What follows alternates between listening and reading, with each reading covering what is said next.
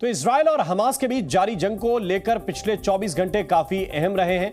हम आपको एक एक करके बताते हैं कि इस दौरान ऐसी कौन सी बातें हुई जिसका असर इस युद्ध पर पड़ सकता है।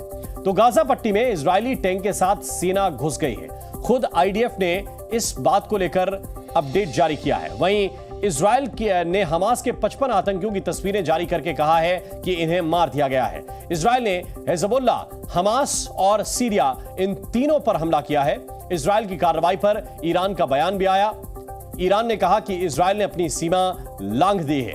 इस बीच मिस्र के राष्ट्रपति से पीएम मोदी ने बातचीत की है और अपने रुख को एक बार फिर से दोहराया है। 23 दिन से जारी जंग के बीच इजरायली सेना टैंकों के साथ गाजा पट्टी में घुस गई। इजरायल की सेना आईडीएफ ने इन तस्वीरों को खास तौर पर जारी किया है ताकि दुनिया ये जान सके कि बेंजामिन नेतन्याहू ने जो कहा था वो उसे कर दिखाया। המלחמה בתוככי הרצועה תהיה קשה וארוכה, ואנחנו ערוכים לכך. זאת מלחמת העצמאות השנייה שלנו. נילחם על הגנת המולדת. נילחם ולא ניסוג. נילחם ביבשה, בים ובאוויר. נשמיד את האויב מעל הקרקע ומתחת לקרקע. लेकिन इजरायल की सेना को गाजा पट्टी की जमीन पर घुसने में 22 दिन लग गए। इसके साथ ही पिछले 22 दिन गाजा के इतिहास के पन्नों पर हमेशा के लिए दर्ज हो गए हैं। इजरायल ने दावा किया है कि उसकी सेना आईडीएफ ने हमास के 55 आतंकियों को मार गिराया है। इजरायल के मुताबिक हमास के ये आतंकी सेना और एयरफोर्स की कार्रवाई में ढेर हुए हैं। अपने मिशन को लेकर इजरायल इतना आक्रामक हो चुका है कि अब उसने हमास, हिजबुल्लाह और सीरिया तीनों पर हमला किया और भयंकर तबाही मचाई। इजरायल की कार्रवाई पर ईरान ने चेतावनी भरे लहजे में कहा है कि इजरायल ने खतरे वाली सीमा रेखा को लांघ दिया है।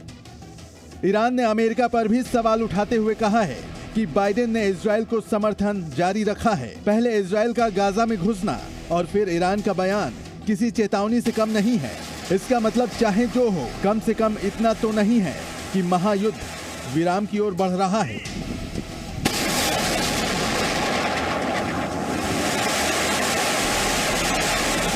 यकीनन अब तक इतना ही साफ है कि जंग और जबरदस्त होने वाली है। बम और बारूद की बरसात के बीच प्रधानमंत्री नरेंद्र मोदी ने मिस्र के राष्ट्रपति अब्देल फतह अल सीसी से फोन पर बात की। इस दौरान युद्ध से बढ़ रहे खतरों का जिक्र हुआ। पीएम मोदी ने इस महायुद्ध को लेकर भारत के स्टैंड को दोहराया। उत्तरी गाजा पर बमबारी की वजह से धुएं का गुबार उठना जारी है। हमास के खिलाफ इजरायल का युद्ध अपने युद्ध के नए चरण में प्रवेश कर रहा है। गाजा पट्टी में लगभग संचार के तमाम इंतजाम खत्म हो चुके हैं। ब्यूरो रिपोर्ट, जी मीडिया।